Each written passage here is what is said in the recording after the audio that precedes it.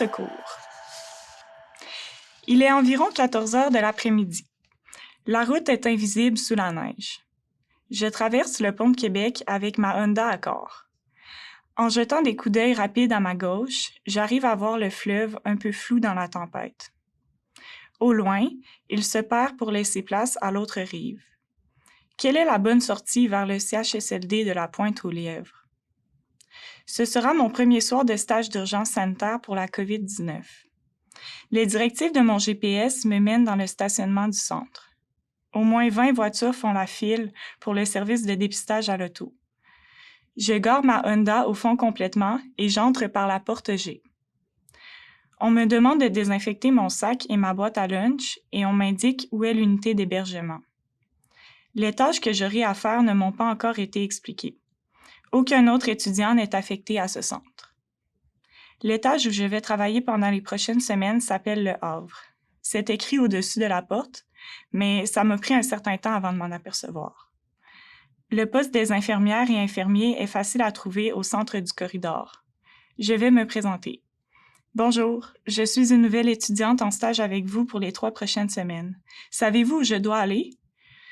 Une femme blonde d'environ 50 ans me regarde de haut en bas. Elle observe longuement mes pieds. Pourquoi m'examine-t-elle comme ça? En baissant les yeux, je remarque que la neige fondante sur mes bottes forme des flaques d'eau sur le plancher. Je me sens mal. Des couvre-chaussures sont disponibles à l'entrée. J'en enfile un sur chacune de mes bottes avant de retourner la voir. Pardon, je n'avais pas vu les couvre-chaussures. Elle me sourit. C'est pas grave, viens avec moi. Je vais t'amener dans le bureau de Jeanne. Je la suis au bout du corridor. Quelques chambres sur notre passage attirent mon attention. Dans l'une d'entre elles, un homme dans un fauteuil a les yeux fermés. Il n'arrête pas de crier. D'une autre s'échappent des bruits de télévision très forts. Dans le couloir, une femme en robe de chambre nous suit à petits pas. Je la salue, elle ne me répond pas. La femme qui m'accompagne cogne et ouvre la porte de Jeanne. « Jeanne, je viens te présenter une nouvelle étudiante qui commence à travailler aujourd'hui. » Jeanne est assise à son bureau. « Oh, bonjour, tu peux rentrer. Merci, Marie. » Donc, la femme blonde s'appelle Marie. Elle retourne au poste des infirmières. J'entre dans le bureau et je me présente. « Allô, je m'appelle Joanie. Je vais faire mon stage d'urgence sanitaire avec vous pour les 3 prochaines semaines. Je suis externe en médecine à l'Université Laval. Je suis contente de te rencontrer. C'est très gentil de venir nous aider. Nous avons été avisés de ta présence hier. Je suis en train de regarder ce que je pourrais te faire faire. » J'entends l'homme du fauteuil crier de plus belle. J'espère qu'elle ne m'enverra pas travailler avec lui. Elle continue de me parler. Je te souhaite la bienvenue au CHSLD de la Pointe-aux-Lièvres. C'est un centre d'hébergement dans lequel on retrouve 2 unités de soins, une section d'errance et une section COVID. Nous avons tous déjà eu la COVID cet automne, plusieurs résidents sont décédés. La plupart des membres du personnel l'ont attrapé. Maintenant, ça va mieux, mais on manque de personnel. Viens, je vais te montrer les lieux. Juste avant, est-ce que je peux laisser mon manteau et mes bottes à quelque part? Oui, tu peux les déposer dans mon bureau. Elle a l'air vraiment fatiguée. Nous sortons dans le corridor et elle m'amène visiter les 2 étages d'hébergement. On retourne au poste où je suis arrivée et elle me présente aux membres du personnel.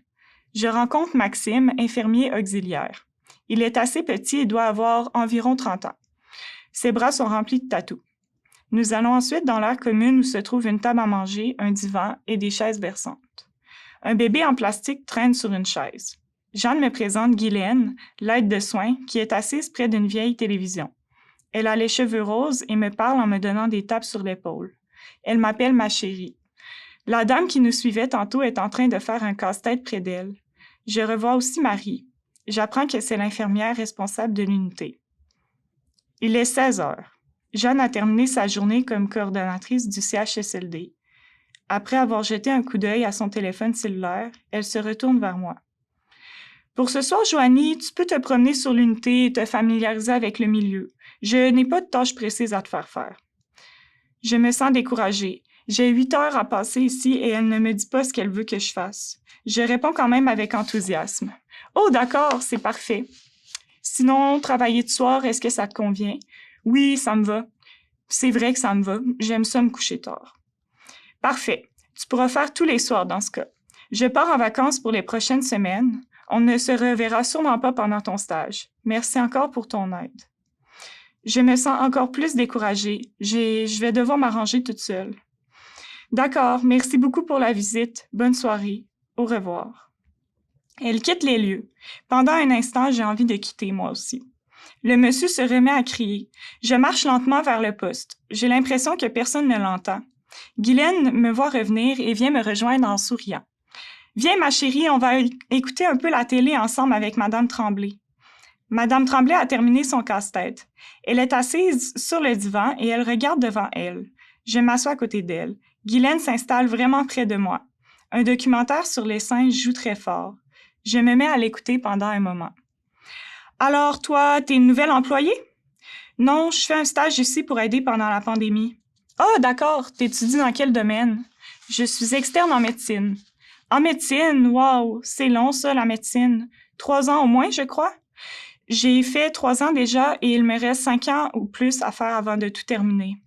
Oh mon Dieu, c'est tellement long. T'es bonne, ma chérie, de faire ça. » Elle me donne une tape sur l'épaule. Madame Tremblay se retourne vers nous et elle nous fait un sourire. Un filet de bave coule sur son menton.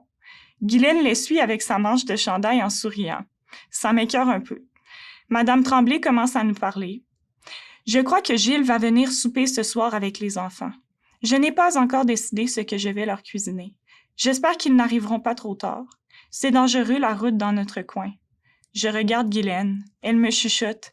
Elle a perdu la mémoire. Elle répond à Madame Tremblay d'une voix confiante. « Ben oui, Madame Tremblay, ils arrivent bientôt. Ils m'ont appelé tantôt pour me dire qu'ils étaient sur la route. » Elle me fait un clin d'œil. Un jeune homme arrive avec un chariot. C'est l'heure du souper. Maxime et Marie nous rejoignent. Ils commencent à reconduire les patients de l'unité au centre du salon, autour de la table. Maxime distribue les tâches. « Joanie, tu vas faire manger Madame Royer. »« D'accord, c'est parfait. » Je suis heureuse de pouvoir être utile. Maxime arrive avec Madame Royer. Elle n'arrête pas de dire au secours. Maxime me regarde avec impuissance. Elle a toujours dit ça depuis qu'elle habite ici. Elle a été victime d'agressions sexuelles par un oncle quand elle était jeune. Malgré les années, ça la marque encore, on dirait. Je m'assois près d'elle et je lui fais un sourire. « Bonjour, je m'appelle Joanie. Si vous êtes d'accord, je vais vous aider à manger ce soir. »« On mange quoi? » Je lève les yeux vers le jeune homme du chariot. Il me dit « Je crois que c'est du pâté chinois. » Madame Royer cesse de nous écouter. Elle se remet à dire « Au secours ». Tout le monde l'ignore. Je remercie le garçon de la cuisine et je déballe le contenu du plateau de Madame Royer.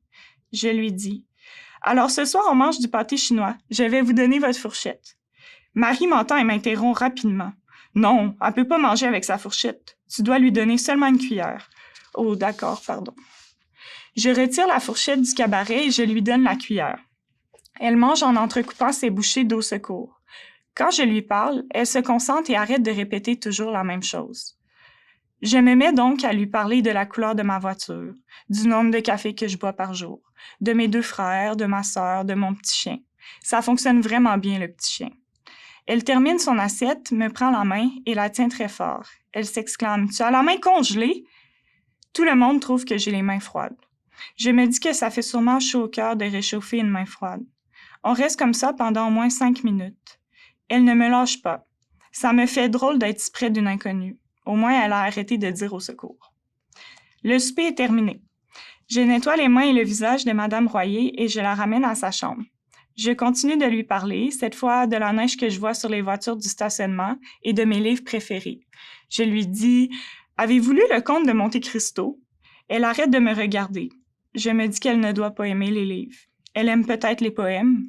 J'ouvre mon téléphone cellulaire et je commence à lui lire un poème que j'ai composé cet hiver. « Tu portes une perruque en dormant. Tu ne veux pas qu'on entende tes cheveux qui ronflent. » Elle se remet à dire au secours. Mon poème ne lui plaît pas. Je lui demande d'où elle vient. Je viens de Cosapiscale, en Gaspésie. C'est la première fois que j'entends parler de cette ville. Je lui demande quel repas il mangeait quand elle était petite, à quelle école elle allait, combien elle avait de frères et de sœurs. J'apprends que ses parents avaient une ferme. Elle m'explique qu'elle détestait travailler dans les champs. J'apprends aussi qu'elle a eu 9 enfants. À ma demande, elle m'énumère leurs noms complets. Elle n'a pas perdu la mémoire pour eux. Ça me rassure. Pendant notre conversation, elle demande d'aller à la salle de bain environ une fois toutes les 10 minutes. On se lève donc ensemble, on se rend aux toilettes, elle fait presque jamais pipi, puis après on retourne s'asseoir. Chaque fois, j'essaye d'y rappeler qu'elle vient juste d'y aller, mais elle insiste toujours trop. Guylaine entre soudain dans la chambre. Elle me dit « Bon, comment ça va ici? » « Ça se passe bien, on jase et on va à la salle de bain. » Elle rit. Je voulais juste t'avertir que c'est le temps d'aller se coucher. Je vais t'aider à la mettre en pyjama et ensuite tu pourras lui parler pendant qu'elle s'endort, si tu veux. Elle ouvre les tiroirs et elle m'aide donc à mettre Madame Royer en pyjama. On lui retire son dentier. Guylaine me dit que je dois brosser le dentier. Je n'ai jamais fait ça. Ça fait drôle de brosser des dents qu'on tient dans ses mains. On retourne ensuite à la salle de bain avec Madame Royer. Enfin, elle se couche dans son lit et elle se remet à dire au secours. Guylaine quitte la chambre. Je me remets à distraire Madame Royer en lui chantant Frère Jacques. Elle chante avec moi. Mon petit frère aussi aimait chanter cette berceuse avec moi.